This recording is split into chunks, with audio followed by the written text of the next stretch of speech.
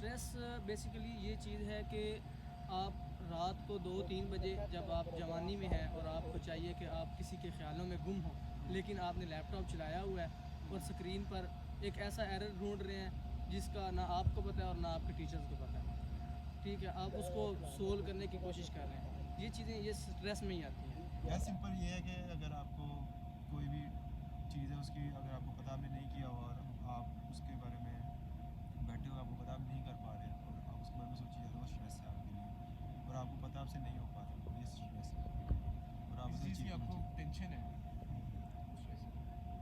Stress है कि आप पे पूरा बर्डन डाला जाए और आपकी रख के हो जलील किया जाए आपको, और कोई देखा ना जाए कि भाई आप कितनी हिम्मत है, आपको बस सुना जाए।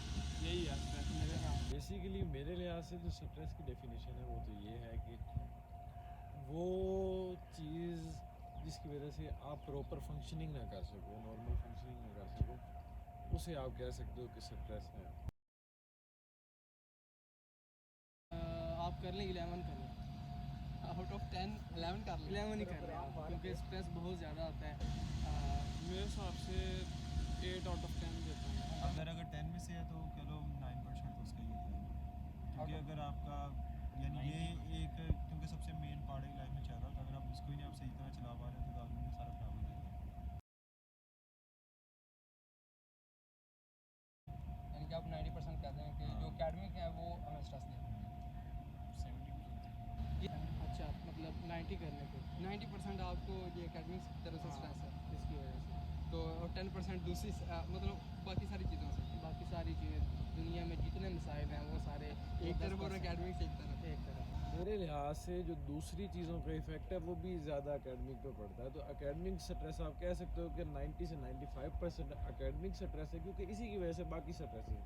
और बाकी अगर आप दूसरे मिला लें तो वो 5 से 10% तक हो सकता है, वेरी करता है पर्सन टू पर्सन।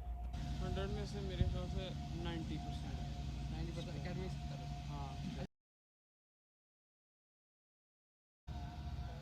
टीचर वो आलात हैं जिनकी थ्रू हमारे ऊपर स्ट्रेस आता है। मतलब टीचर्स को खुद कोई शौक़ तो नहीं होता कि वो हमें स्ट्रेस आउट करें, लेकिन उनके ज़रिए से हम तक पहुँचता है। ऐसे सवाल पूछते हैं, वाइवाज़ हैं आपके पास, मिड्स हैं और उसके बाद क्विज़ हैं, अनअनाउंस्ड क्विज़ हैं। अगर अनाउंस कर दें तो वो तो आते नहीं हैं, अनअनाउंस जो होते हैं वो भी नहीं आते। अच्छा, टीचर्स ही डिपेंड करता है उनकी नेचर पे, लेकिन हमें जो यहाँ पे फास्ट में ज़्यादा टीचर मिले हैं वो तो बिल्कुल कॉप करने में मदद नहीं कर रहे।